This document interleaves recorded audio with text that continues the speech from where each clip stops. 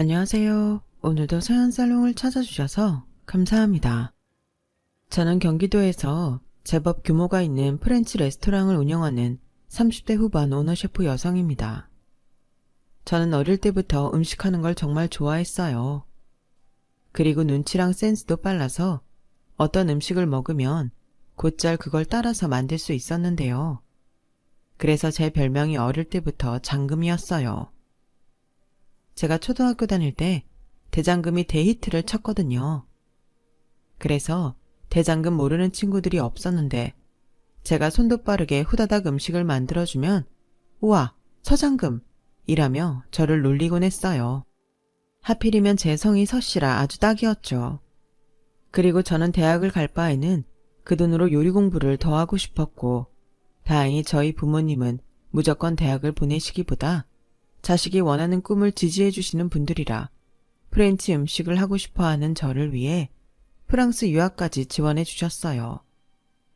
물론 유학을 마치고 돌아온 후로는 일절 어느 것도 지원해 주시지 않았는데 솔직히 부끄러운 얘기지만 그때는 좀 서운했어요. 유학을 마치고 한국으로 돌아가면 작더라도 제 가게를 차리고 싶었는데 아빠가 선을 딱 그으니 갑자기 앞이 막막했어요.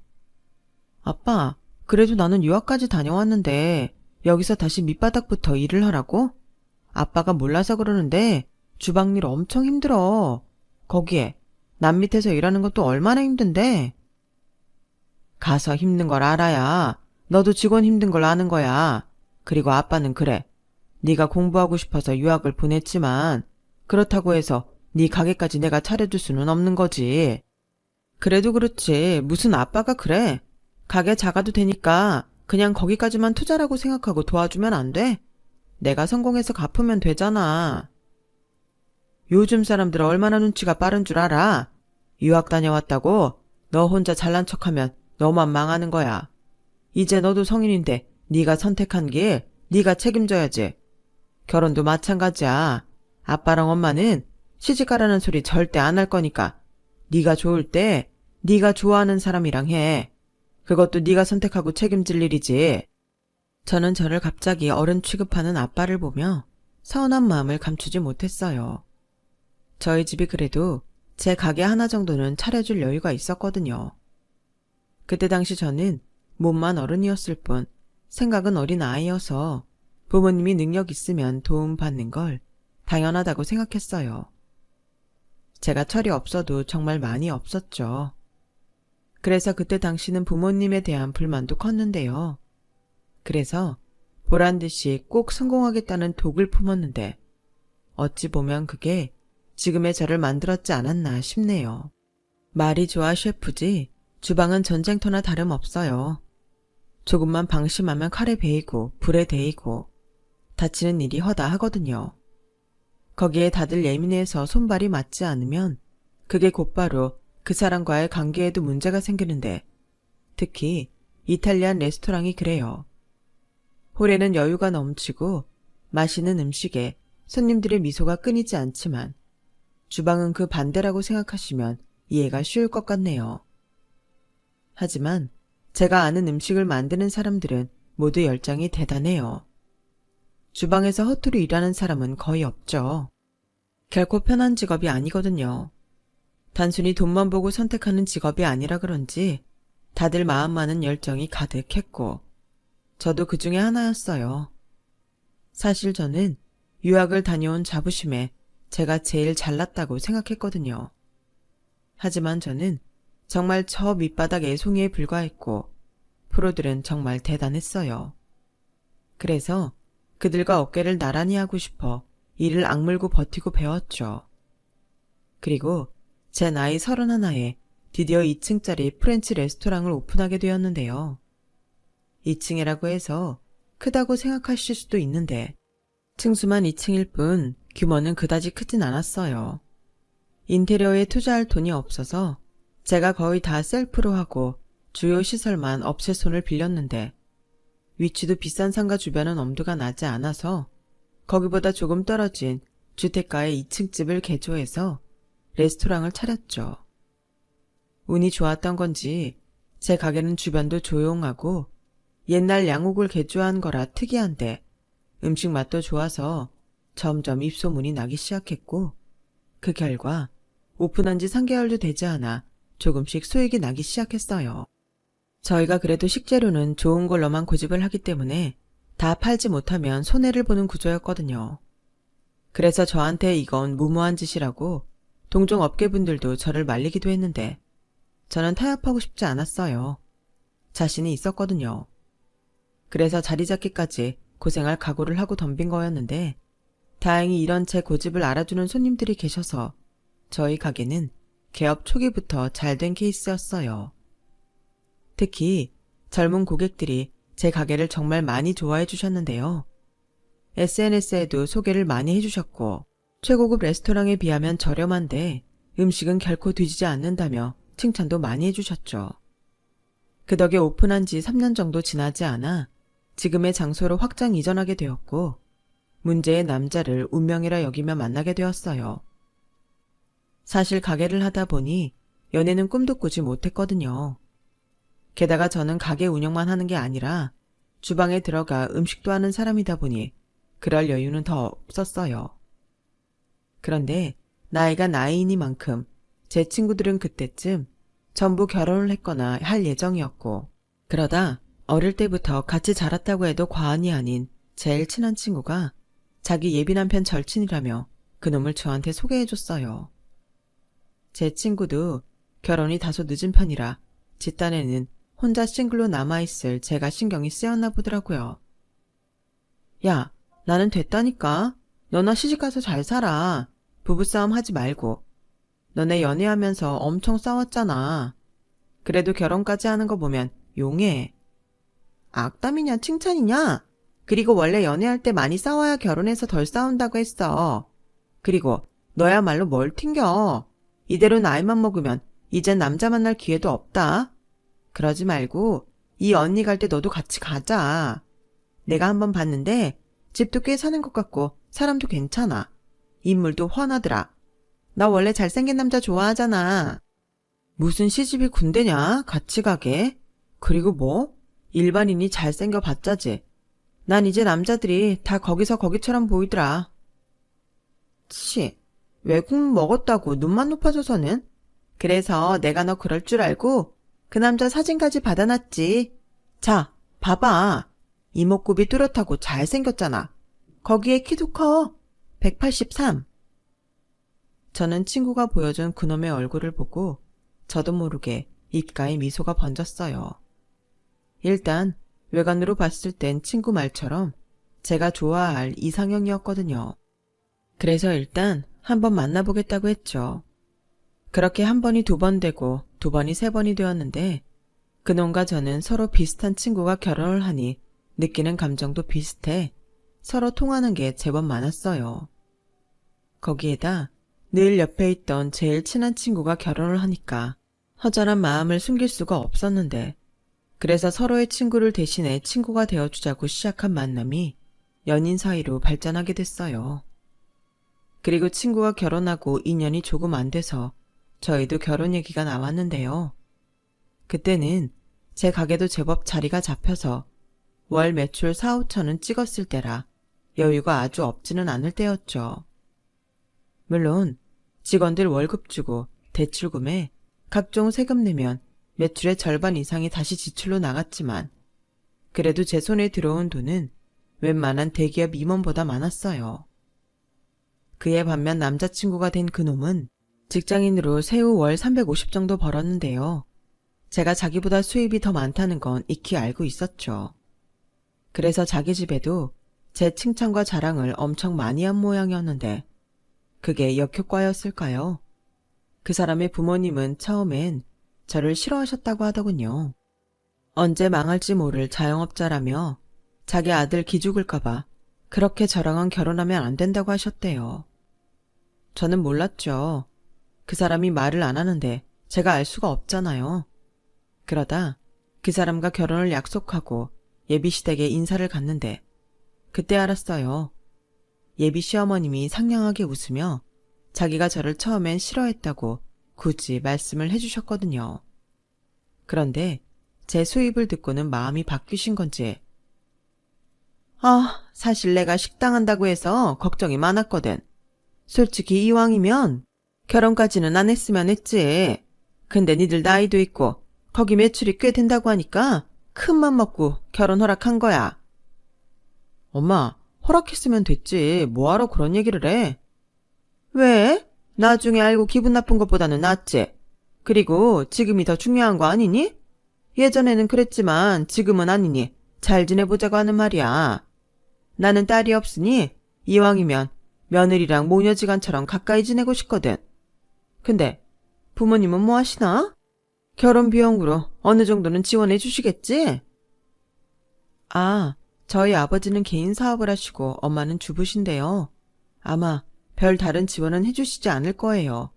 그래도 제가 벌어놓은 것이 있으니까 걱정 안 하시게 제가 잘 준비할게요. 어머, 그래? 아버님이 사업을 하시는데 왜 그러실까? 무슨 이유라도 있어? 다른 이유는 없고요. 저희 아빠는 성인이면 자기 앞가림은 자기가 해야 한다고 생각하시거든요. 그래서 유학 때까지만 도움 주셨고 귀국하고 나서는 전부 제 힘으로 살았어요. 어머나, 세상에. 어떻게 돈도 있으시면서 그러실 수가 있지? 나는 도통 이해할 수가 없네. 엄마, 그건 민주 부모님 생각이시니까 존중해 드려야지. 그래도 그렇잖아.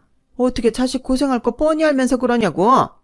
나는 마음이 여려서 그렇게는 못할 것 같다. 들었는지 모르겠지만 우리도 남들보다는 좀 살아.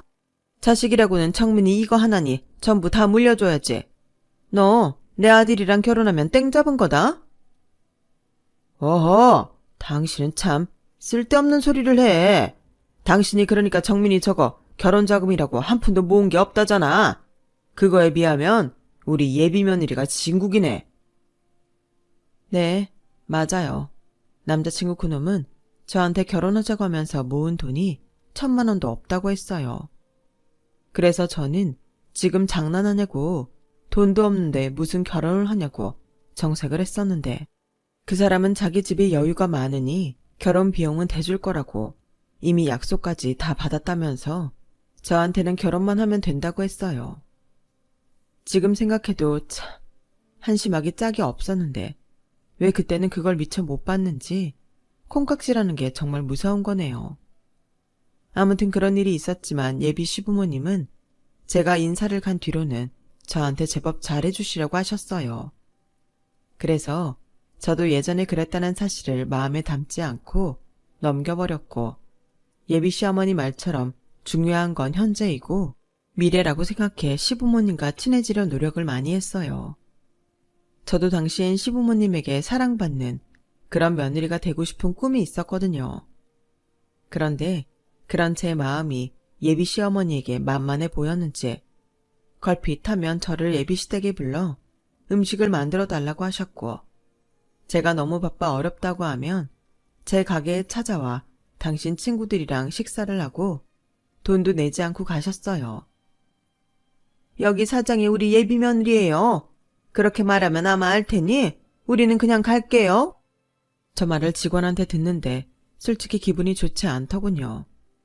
물론 제가 대접해 드릴 수는 있는데 저랑 합의도 되지 않은 가운데 저렇게 저를 팔고 공짜 음식을 먹고 가셨다는 것이 불쾌했어요. 그래서 예비 남편인 그놈한테 말했죠. 자기야, 내가 대접해 드릴 수는 있는데 예약도 없이 오셔서 나 팔고 그냥 가시는 건 아닌 것 같아. 다음엔 나한테 미리 말씀하셔서 이런 일 없게 해달라고 자기가 좋게 말씀드려주면 안 될까? 그래? 우리 엄마가 정말 그랬어? 에이, 왜 그러셨지? 자기 말대로 나나 자기한테 말했으면 어련히 그렇게 해드렸을까? 자기 우리 엄마 때문에 많이 당황했구나. 그래도 좀 이해해줘. 우리 엄마가 교회 활동이랑 만나는 친구들이 엄청 많거든. 분명 자기 예비 며느리 레스토랑 한다고 자랑도 엄청 하셨을 텐데. 아마 그래서 가게도 가게 됐을 거야. 처음부터 갈 생각이 있었으면 말씀을 하셨겠지. 뭐 그럴 순 있는데 내 입장도 좀 생각해줘. 나는 주방에 있는데 직원들도 당황하잖아.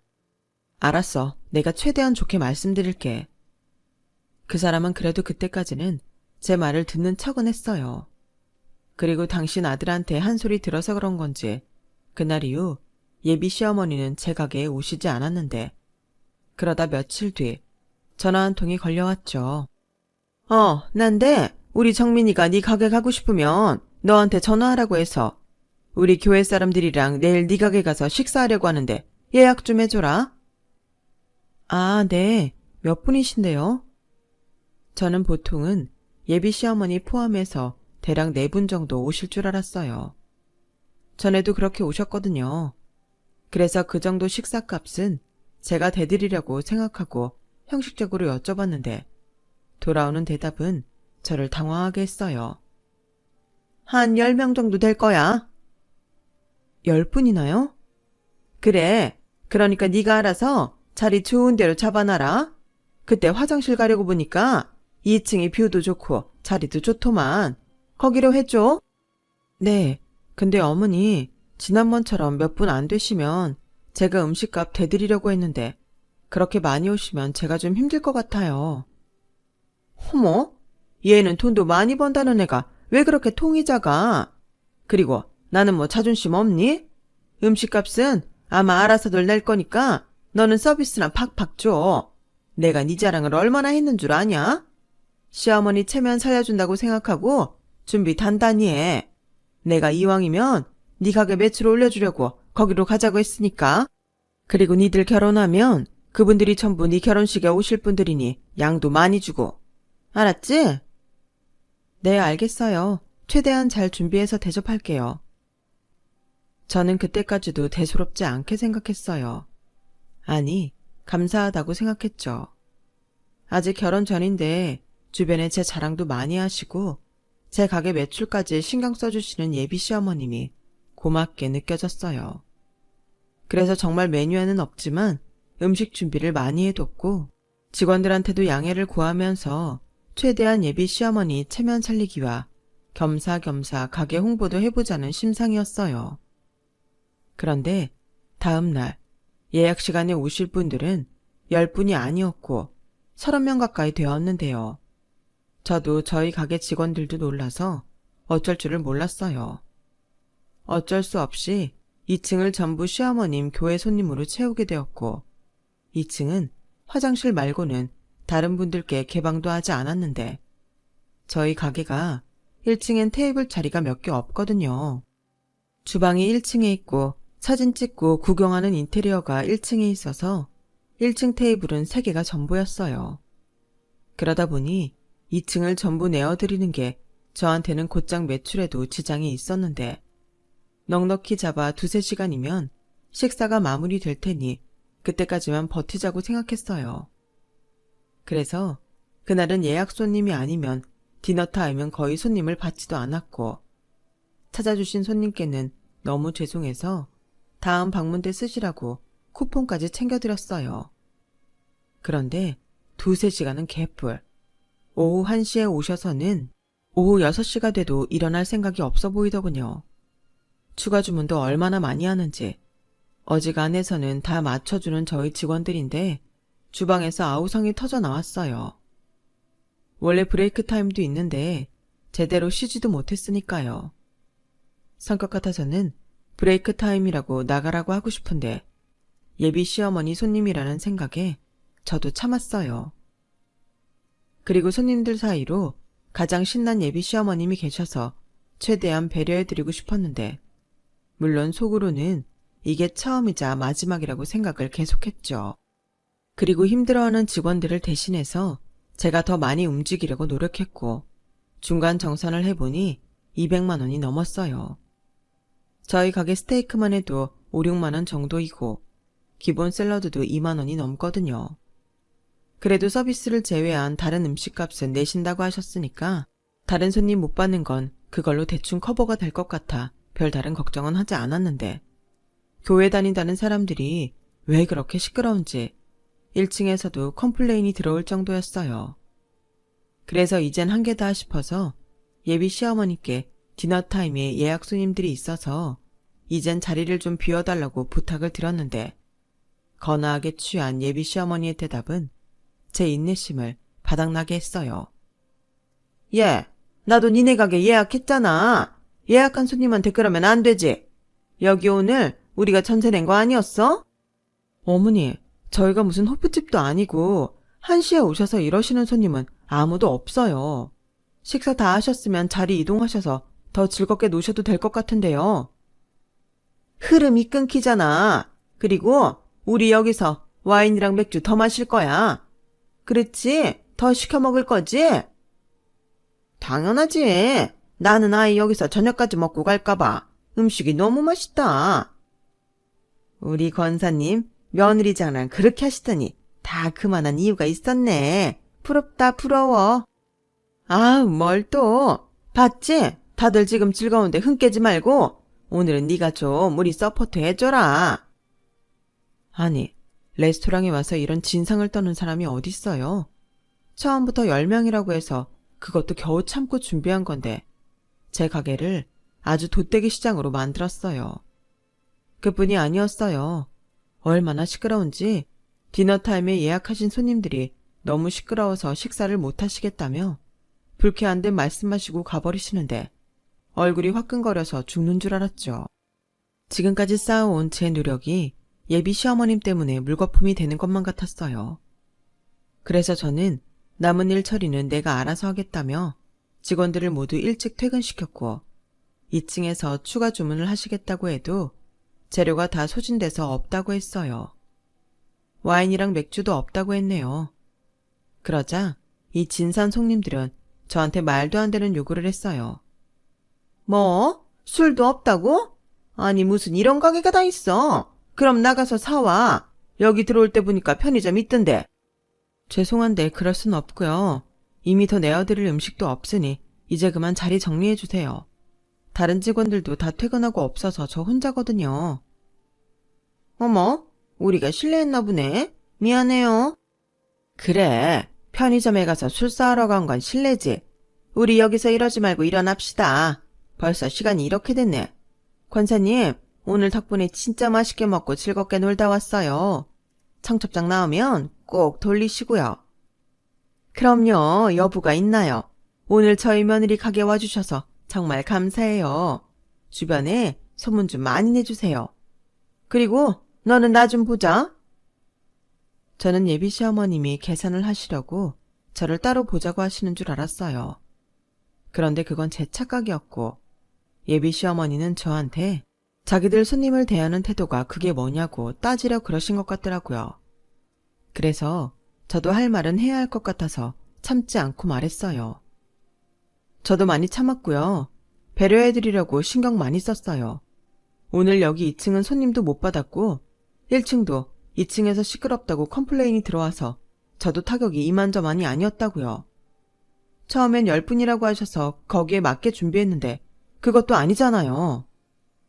그야 생각보다 가고 싶다는 사람이 많아진 걸 나더러 어쩌냐? 그 사람들 보고 가지 말라고 해? 그리고 사람 많으면 이래저래 가게 홍보도 되고 좋지.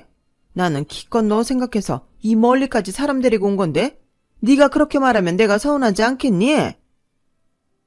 생각해 주시는 마음은 너무 감사한데요. 저희 가게 그렇게 홍보해 주시지 않아도 괜찮아요. 다음엔 2-3분 정도로만 부탁드려요. 알았다. 네가 그렇게 말하면 어쩔 수 없지. 그래도 오늘 네 덕에 잘 먹고 자랑도 많이 했어. 수고했다. 네, 그럼 계산은 어떻게 할까요? 뭐? 무슨 계산? 저분들 드신 거 계산하셔야죠.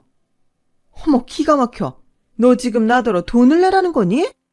어머님이 그러셨잖아요. 음식값은 낼 거니까 서비스 팍팍 주라고. 세상에나, 너는 지금 그 말을 고지고대로 들은 거야? 이렇게 눈치가 없어서야 참.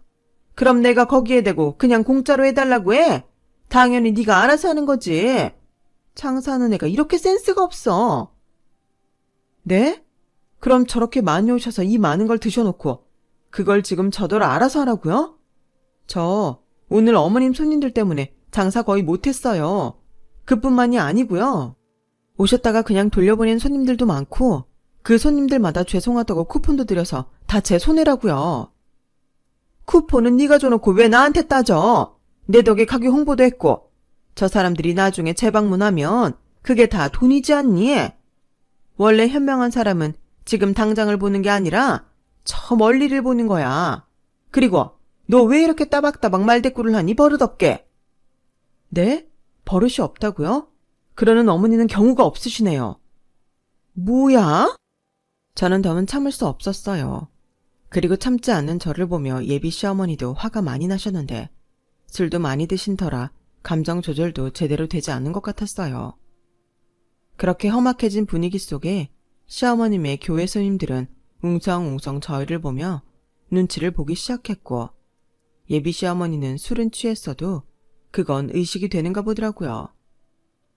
거기서들 뭐해?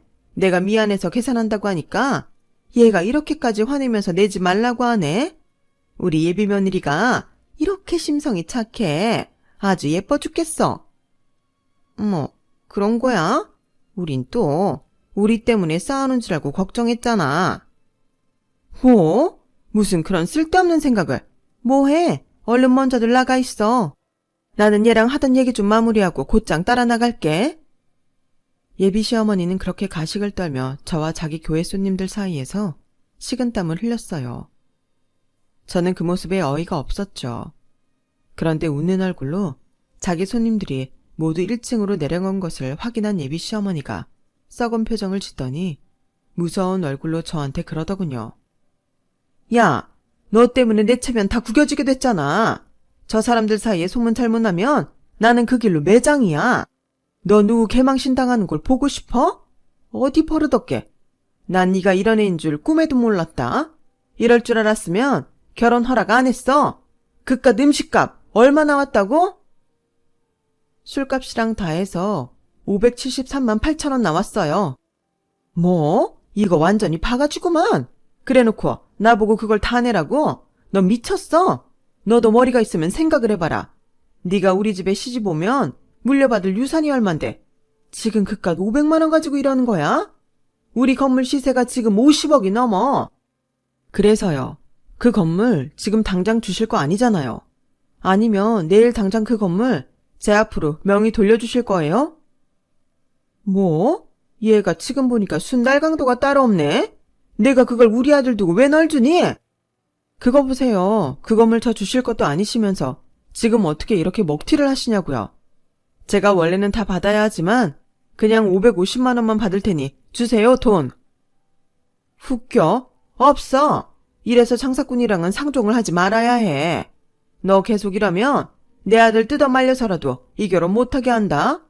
지금 내 아들 넣어준다고 아쉬워하는 사람들이 얼마나 많은 줄 알아? 이건 뭐 나한테 잘 보여도 될까 말까인데 똥인지 된장인지도 모르고 까불어. 너도 솔직히 우리 집안 잘 사는 거 알고 내 아들이랑 결혼하고 싶은 거잖아. 그럼 그 정도는 투자라고 생각하고 넘겨야지. 그걸 지금 다 받겠다는 거야? 550? 웃기고 자빠졌네. 어머니, 저는요, 정민 씨 사랑해서 결혼하려고 한 거지 어머니 집 보고 결혼하려고 한 거 아니었어요. 솔직히 어머님네는 내세울 거라곤 그 건물밖에 없으시잖아요. 제가 돈 보고 남자 고를 것 같았음 어머니 아들 안 고르죠. 지금 벌이도 제가 훨씬 많은데 제가 뭐가 아쉬워서 언제 잘릴지 모르는 월급쟁이를 고르냐고요. 뭐야? 예비 시어머니는 제 말에 술이 확 깼는지 온몸을 부들부들 떨면서 말도 제대로 잊지 못하셨어요. 그리고 저는 이런 사람이 시어머니라면 아무리 남자친구가 좋아도 이 결혼은 하지 않는 것이 맞겠다는 판단이 들었고 오늘 손해본 건 제대로 다 받아야겠다고 생각했어요. 어머니, 지금 생각하니까 어머니 말이 맞네요. 이 결혼은 안 하는 게 좋을 것 같아요. 그럼 이제 어머니랑 저는 아무 사이 아니니까 573만 8천 원 정확하게 계산해 주세요. 원래는 서비스 나간 것까지 제가 더 받을 게 많은데 그건 빼드리는 거니까 1,000원짜리 한 장도 빼놓지 마시고요. 높아심에서 말씀드리는 건데 다시는 제 가게 오지 마세요. 야, 너 말 다 했어? 이게 진짜 말로만 하니까 사람을 우습게 하네? 그때였어요. 예비 시어머니가 제 말에 거칠게 제 멱살을 잡았고 정말 무섭게 저를 노려봤는데요. 순간 당황한 저는 뭐 하는 짓이냐며 소리를 질렀고 경찰에 신고를 하겠다고 하니 예비 시어머니는 오히려 할 수 있으면 해보라고 눈을 희번떡거리며 소리치더군요. 솔직히 그 순간은 너무 무서웠어요. 가게에는 아무도 없고 예비 시어머니는 눈이 돌아 무슨 짓을 할지도 모른다고 생각하니 그 자체가 공포스러웠거든요. 그래도 다행히 먼저 나간 예비 시어머니 손님들 몇몇이 왜 아직도 안 나오냐며 다시 2층으로 올라오셨고 예비 시어머니가 제 멱살을 잡고 있는 그 광경을 똑똑히 보게 되었어요.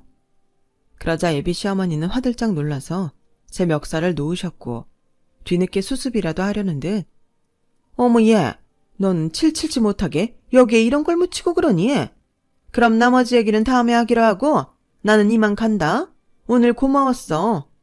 어머, 나 지금 막 내려가려는 참이었는데 뭐하러 힘들게 올라왔어? 가자, 가. 라고 연기를 하시는데 정말 두 눈을 뜨고 볼 수가 없었어요. 그리고 저는 제일 중요한 돈을 받아야 하기에 1층으로 내려가는 예비 시어머니를 잡았고 돈 내고 가라고 아주 크게 말했는데요. 그러자 예비 시어머니의 손님들이 눈이 휘둥그레져서는 저를 쳐다봤어요. 573만 8천 원이라고요. 돈 내고 가셔야죠. 이대로 가시면 저 무전취식으로 일행분들 전부 신고할 거예요. 제가 신고를 한다고 하자 그제야 예비 시어머니는 다른 사람들 때문에 마지못해 당신 지갑에서 카드를 꺼내셨어요. 그런데 카드 한도가 얼마이길래 자꾸 승인 거절이 되었는데요. 겨우 갖고 있던 카드 2개로 나눠서 결제를 했는데 액수가 액수이다 보니 심통이 나서는 저를 죽일 듯 노려보고 너 두고 봐. 천하의 못된 년. 너 내가 오늘 일 절대 안 잊을 거야. 라고 악담을 퍼붓고는 가게를 나가셨어요. 예비 시어머니 앞에서는 아무렇지 않은 척했지만 예비 시어머니가 나가고 나서는 펑펑 울었어요. 살면서 이런 경우도 처음이고 이렇게 억울한 일도 처음이었거든요. 그래서 곧장 남자친구한테 결혼 못하겠다고 문자하고 핸드폰을 꺼버렸어요. 남자친구 상대할 힘도 없어서요. 그리고 그날 저녁은 어떻게 잠이 들었는지 기억조차 나지 않았는데 다음날 아침 핸드폰을 켜니 10분도 되지 않아 남자친구한테 전화가 걸려왔어요. 그런데 어쩜 모자가 그렇게 똑같은지 아침부터 얼토당치 않은 말로 사람 속을 뒤집더라고요. 자기야, 자기 어제 우리 엄마한테 뭐 실수했어? 우리 엄마가 자기랑 절대 결혼하면 안 된다고 난리야. 자기도 어제 나한테 결혼 못한다고 문자하고 전화 꺼버렸잖아. 무슨 일인데 그래? 우리 엄마 말로는 교회 집사님이랑 권사님들 모시고 자기 가게 가서 식사했는데 자기가 1,000원짜리 한 장도 빼놓지 말고 계산하라고 했다며. 그냥 가면 경찰에 신고한다는 소리까지 치면서 우리 엄마가 창피해 죽는 줄 알았다면서 이젠 쪽팔려서 교회도 못 간다고 울고불고 난리야. 솔직히 음식값 얼마나 한다고 이렇게까지 해. 나도 우리 엄마한테 듣는데 진짜 얼굴이 화끈거리더라. 자기 왜 그랬어? 자기 원래 그렇게 통 작은 사람 아니잖아. 하, 기가 막혀? 나와 봤자? 어제 당신 어머니가 내 가게 와서 먹은 음식값이 얼마인 줄 알아? 500만 원이 넘어. 그것뿐인 줄 알아? 30명이나 우르르 몰려와서 다른 손님도 못 받게 했고 오후 1시에 와서 저녁 7시까지 가게 음식 다 털어먹고 오만진상을 다 부리는데 뭐? 통이 작아? 뭐? 500만 원? 아우, 많긴 하네. 그래도 그걸 다 받겠다고 한 건 내가 생각해도 자기가 너무한 것 같아. 이제 곧 가족이 될 사이인데 그거 받아서 뭐 하냐고. 잊었어? 나랑 결혼하면 자기 건물이 생기는 거야. 500만 원 투자해서 50억짜리 건물을 받을 수 있는데 자기가 너무 경솔했지. 그러지 말고 우리 엄마한테 사과하고 카드 결제한 거 취소해줘. 취소? 웃기고 있네. 그것도 내가 서비스 준 거랑 다른 손님 못 받고 손해본 거 다 빼고 받은 거야. 그리고 자기나 자기 어머니나 계속 건물 타령하는데 그 건물 자기가 아니라 내 앞으로 돌려주신대? 자기는 무슨 그런 큰일 날 소리를 하냐? 당연히 내 앞으로 해야지. 자기 앞으로 왜 해주냐? 그거 봐. 자기나 자기 엄마나 나한테 건물 줄 것도 아니면서 왜 자꾸 건물을 물려받을 건데 그 돈을 다 받냐고 해? 이건 아니잖아. 계산을 하려면 똑바로 해야지. 에이, 내 거가 자기 거고 자기 거가 내 거지. 그런 의미에서 신혼집은 나보다 더 많이 버는 자기가 해오는 게 맞는 거고, 그 집 명의는 자기 앞으로 해도 내가 뭐라고 하지 않을게. 정말 기가 차서 더 들어주기가 힘들다. 야, 됐어. 내 문자 잊었어? 나 너랑 결혼 안 해. 이건 뭐 아들이나 그 엄마가 똑같아서 소름 끼칠 지경이네. 나는 그 건물에 관심 1도 없으니까 헤어져. 자기야, 자기 같은 소리 하네. 야, 끊어. 저는 아침부터 신경질이 나서 전화를 끊어버렸어요. 그리고 그날은 너무 화가 나서 다른 직원한테 말하고 가게를 하루 쉬었는데요. 아무리 흥분을 가라앉히려고 해도 자꾸만 불덩이 같은 화가 튀어 올라왔어요. 그래서 그놈을 저한테 소개한 친구한테 전화해 어제 일과 조금 전 있었던 전화 통화까지 모두 다 이야기했는데 친구도 깜짝 놀라더라고요. 그놈이 그런 놈인 줄 몰랐다며 미안하다고 했어요. 네가 사과할 일은 아닌데 내가 너무 어이가 없고 화가 나서 어디다 말할 데도 없고. 잘했어. 그리고 결혼 전에 알아서 천만다행이다. 내가 그런 집구석인 줄 알았으면 절대 너한테 소개 안 했지. 이래서 사람은 겉만 봐서는 몰라. 어쨌든 미안해. 괜히 나 때문에 그런 놈 만나서 세월만 보냈네. 아니야. 네 말대로 결혼 전에 알아서 다행이지. 너는 결혼해서 행복해? 행복은 개뿔. 야, 살아보니까 결혼도 별거 없더라. 가끔은 싱글일 때가 그립지. 그래도 뭐 옆에 누군가가 있다는 게 좋을 때도 있는데 다 장단점이 있는 거 아니겠니? 그래도 그런 쓰레기는 아니지. 잘 헤어졌어. 행여나 그놈이 석고대죄를 해도 받아주지 마. 사람 안 변한다. 저는 친구랑 통화하고 그제야 뜨겁기만 하던 속이 가라앉는 것 같았어요. 친구 말대로 결혼 전에 알아서 다행이라고 생각하니 오히려 잘된 일이라는 생각까지 들었거든요. 거기에 저는 서비스며 손해본 것들, 전부 다는 아니었지만 음식값은 다 받았으니 아주 큰 손해는 아니었고 비싼 수압료 내고 제 인생을 지옥 문 앞에서 건져왔다고 생각하려 했는데요. 남자친구인 그놈은 제가 파혼하자고 하자 무슨 날벼락을 맞은 듯 난리도 아니었어요. 제가 쉬는 줄도 모르고 가게에 찾아가 저를 찾는가 하면 제가 가게에 나오지 않았다고 하자 제가 혼자 살고 있는 집까지 찾아왔는데 친구의 의견대로 집 앞에서 석고대죄를 하더군요. 자기가 경솔했다며 미안하다고 용서해달라고 하는데 사람의 밑바닥을 봐서 그런지 그런 모습에도 제 마음은 흔들리지 않았어요. 오히려 더 정만 떨어졌죠. 그렇게 보름 가까이 그놈은 제 마음을 돌려놓기 위해 할 수 있는 모든 사과를 다 했어요. 그리고 최후의 수단이라고 생각했는지 자기 엄마를 시켜 저한테 사과까지 시켰는데요. 정말 영혼이라고는 1도 느껴지지 않더군요. 예, 나다. 너도 참 유난이다. 그깟 일로 일을 이렇게 키워. 아무튼 그때 일은 내가 잘못한 걸로 치자. 우리 정민이가 너랑 절대 못 헤어진다고 밥도 안 먹고 지금 다 죽어간다. 너 내 아들 사랑해서 결혼하려고 한 거라며. 그럼 이쯤에서 넘어가자. 잘못한 것도 아니고 잘못한 걸로 치자고요. 세상에, 사과를 하시려고 전화를 하셨으면 제대로 하세요. 뭐 그래봤자 달라지는 건 없겠지만요. 야, 너 끝까지 이럴 거야? 그래, 다 까놓고 너 뭐가 그렇게 잘났냐? 이 재산으로 보나 직업으로 보나 내 아들이랑 우리 집이 너랑 니네 집보다 훨씬 낫지 않니? 근데 너 뭐 믿고 그렇게 콧대가 높아? 오라, 너 가게 좀 잘 된다고 기고만장인가 본데 자영업 망하는 건 한순간이야. 경기 불황 오면 가장 먼저 망하는 게 식당이라고. 아, 그래요? 그건 제가 알아서 할게요. 그리고 저희 집이 왜 아줌마네 집보다 못하다고 생각하세요? 저희 집도 아줌마네 못지않게 살아요. 아줌마처럼 그렇게 드러내놓고 자랑질 안 하면 다 아줌마보다 못 산다고 생각하세요? 저 하나도 아쉬운 거 없고요. 아드님한테 전해주세요. 달라지는 건 하나도 없고 다시는 제 앞에 나타나지 말라고요. 만약에 제 경고 무시하면 그때는 스토커라고 경찰에 신고할 거니까 그런 줄 알라고 전해주고요. 아, 아줌마가 그때 제 멱살 잡은 거 저희 가게 CCTV에 다 찍혔더라고요. 그것도 폭행으로 고소할 테니까 그런 줄 아세요. 저는 제 할 말만 하고 전화를 끊어버렸어요. 그리고 당연히 그놈과 그놈 엄마의 번호 모두 차단해버렸는데 그거 아세요? 차단해도 전화 온 흔적이 남는다는 거. 글쎄 하루에 100번 넘게 전화를 했더라고요. 그 숫자를 확인하는데 진심 소름이 온몸에 퍼지는 것 같았어요.